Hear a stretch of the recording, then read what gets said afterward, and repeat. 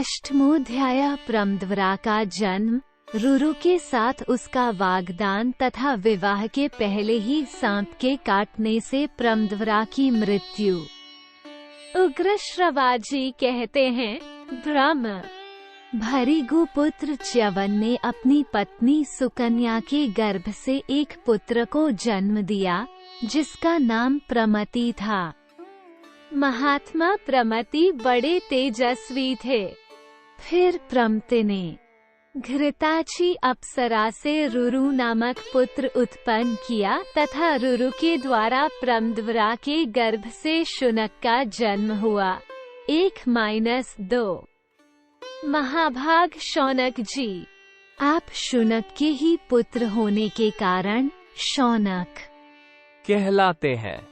शुनक महान सत्वगुण से संपन्न तथा संपूर्ण भृगुवंश का आनंद बढ़ाने वाले थे। वे जन्म लेते ही तीव्र तपस्या में संलग्न हो गए। इससे उनका अविचल यश सब ओर फैल गया। 3 ब्रह्म, मैं महातेजस्वी रुरु के संपूर्ण चरित्र का विस्तार पूर्वक वर्णन करूंगा, वो सब का सब आप सुनिए। 4 पूर्व काल में स्थूलकेश नाम से विख्यात एक तप और विद्या से संपन्न महर्षि थे, जो समस्त प्राणियों के हित में लगे रहते थे। 5 विप्रर्षि, इन्हीं महर्षि के समय की बात है। गंधर्वराज विश्वावसु ने मेनका के गर्भ से एक संतान उत्पन्न की। 6 भृगुनंदन, मेनका अप्सरा ने गंधर्वराज द्वारा स्थापित किए हुए उस गर्भ को समय पूरा होने पर स्थूलकेश मुनि के आश्रम के निकट जन्म दिया। 7 ब्रह्म, निर्दय और निर्लज मेनका अप्सरा उस नवजात गर्भ को वहीं नदी के तट पर छोड़कर चली गई। 8 तदनंतर तेजस्वी महर्षि स्थूलकेश ने एकांत स्थान में त्यागी हुई उस बंधुहीन कन्या को देखा, जो देवताओं की बालिका के समान दिव्य शोभा से प्रकाशित हो रही थी।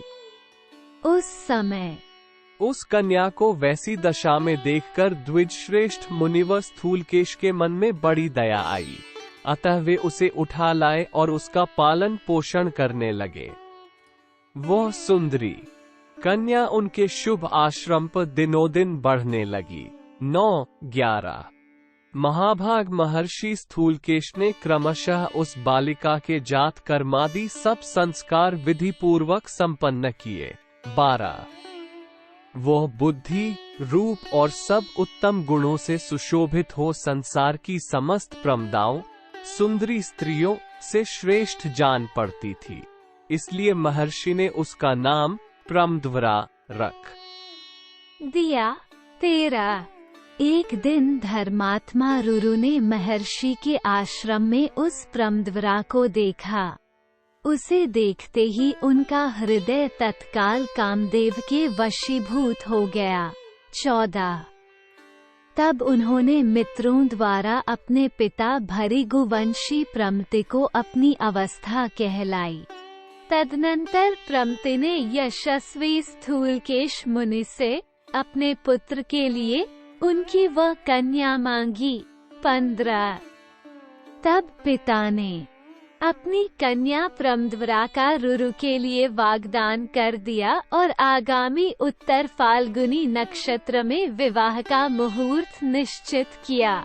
16 तदनंतर जब विवाह का मुहूर्त निकट आ गया, उसी समय वो सुंदरी कन्या सखियों के साथ क्रीड़ा करती हुई वन में घूमने लगी। 17 मार्ग में एक सांप चौड़ी जगह घेरकर तिरछा सो रहा था। प्रमद्वरा ने उसे नहीं देखा। वो काल से प्रेरित होकर मरना चाहती थी, इसलिए सर्प को पैर से कुचलती हुई आगे निकल गई। 18 उस समय कालधर्म से प्रेरित हुए उस सर्प ने उस असावधान कन्या के अंग में बड़े जोर से अपने विष भरे दांत गड़ा दिए। 19 उस सर्प के डंस लेने पर वह सहसा पृथ्वी पर गिर पड़ी। उसके शरीर का रंग उड़ गया, शोभा नष्ट हो गई, आभूषण इधर उधर बिखर गए और चेतना लुप्त हो गई। उसके बाल खुले हुए थे। अब वह अपने उन बंधुजनों के हृदय में विषाद उत्पन्न कर रही थी, जो कुछ ही क्षण पहले अत्यंत सुंदरी एवं दर्शनीय थी। वही प्राण शून्य होने के कारण अब देखने योग्य नहीं रह गई। 20-21 वो सर्प के विष से पीड़ित होकर गाढ़ निद्रा में सोई हुई की भांति भूमि पर पड़ी थी। उसके शरीर का मध्य भाग अत्यंत कृश था। वो उस अचेतनावस्था में भी अत्यंत मनोहारिणी जान पड़ती थी। 22 उसके पिता स्थूलकेश ने तथा अन्य तपस्वी महात्माओं ने भी आकर उसे देखा। वह कमल की सी कांति वाली किशोरी धरती पर चेष्टारहित पड़ी थी। 23 तदनंतर स्वस्त्यात्रेय, महाजानु, कुशिक, शंखमेखल, उद्दालक, कठ, महायशस्वी श्वेत, भरद्वाज, कौणकुत्स्य, आर्ष्टिशेन, गौतम अपने पुत्र रुरु सहित प्रमति तथा अन्य सभी वनवासी श्रेष्ठ द्विज दया से द्रवित होकर वहां आए।